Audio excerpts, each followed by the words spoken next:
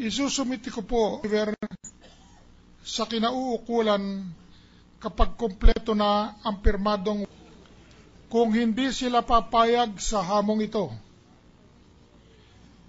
bibigyan ko po ng direktiba laban sa akin. Maraming salamat po. Pagpalain po tayo ng buong. Sir, please. The Chief Justice as respondent in this witness stand and testified for more than 3 hours. Wait a minute. He's not been discharged. No, here I'm not discharged. I'm making a manifestation. Huh?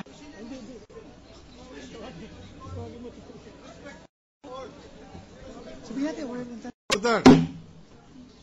We have this. With due respect.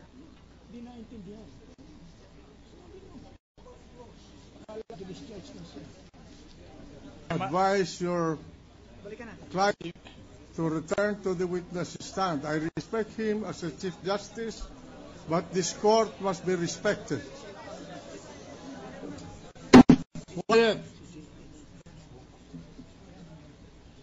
May I request for there was misunderstanding, Your Honor. May I request him for 1 minute, Your Honor? We'll have him call back, Your Honor. All right. I am very sure it is. Session suspended for 1 minute. Please let the Chief Justice come. Mr. Counsel, where is your client? Your Honor, please, despite the fact that he is suffering from hypoglycemia, Your Honor, and the fact that I'm sorry. You know, if Your Honor, please. Mr. Counsel, you place the Chief Justice on the witness stand. Yes. We allowed him to narrate his defense. If he does not want to be cross-examined, you know the consequences of that. I will order the striking out of all his statement from the record. And we will decide the case on the basis of the evidence on record. So, it's your plate. Yes, Your Honor. Now, I wanted to assure the court that there is no such plan, Your Honor. In fact, after having started with his testimony, Your Honor, I was about to make a manifestation. I didn't realize that he was already suffering from pain, chest, and difficulty in breathing, Your Honor, and dizziness. In fact, a couple of minutes before these things actually took place, Your Honor, he was already taking medicines, Your Honor. He can be viewed now by the court. And hypoglycemia, I'm speaking from experience because I have 2 brothers who died within 1 year apart, intensive also, and panicky, Your Honor. And I would like to this court myself, Your Honor, yes, to commit. Counsel, but he's the Chief Justice. He Correct. knows the decorum in the courts, and he could have said, I'm not feeling well. May I be excused by this court? That's correct, Your Honor. Not to. Inihingi po namin ang inyong kapatawaran at unawa. Sapagkat po, we did not volunteer to be judges here. We are here by virtue of the mandate of the Filipino people. And I will tell you, Mr. Counsel, I have high respect for the Chief Justice. thank you, Your Honor. I have high respect for the institution that he represents, but I equally demand a respect for the institution that I represent. And I'm not going to allow any slight,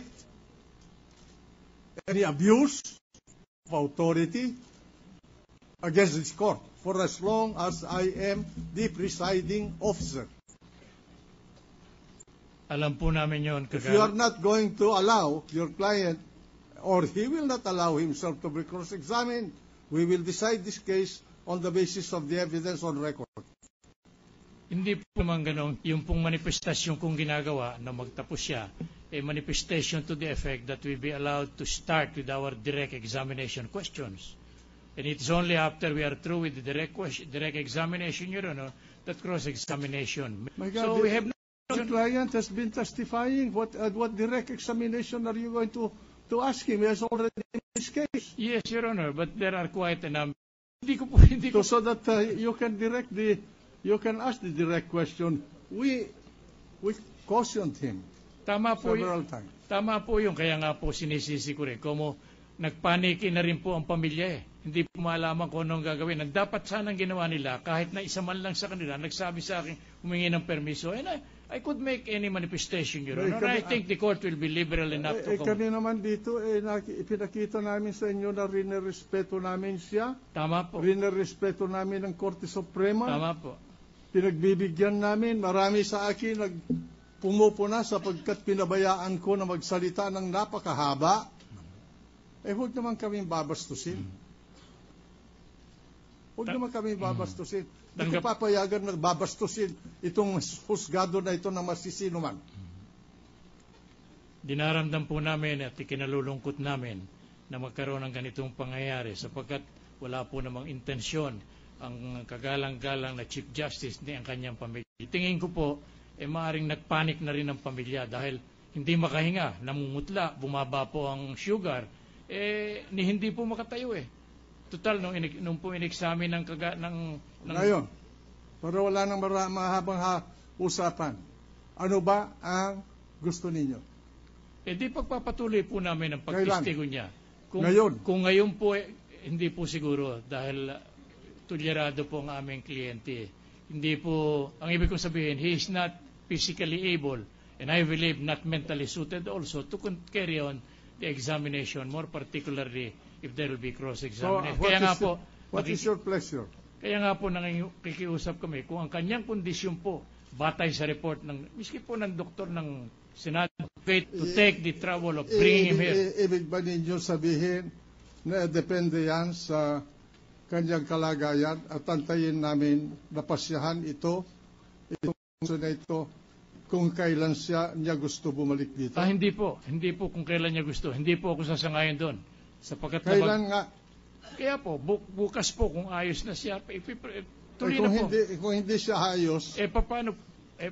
Gusto patawarin po ninyo sabihin ko. Counsel, I'm telling you, we will give him, to be considerate to him, we'll give him until tomorrow to return.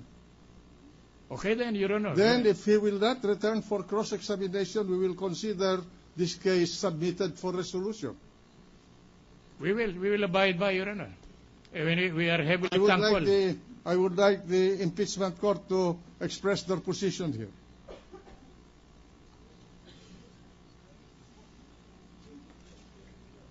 Is there any objection to this position?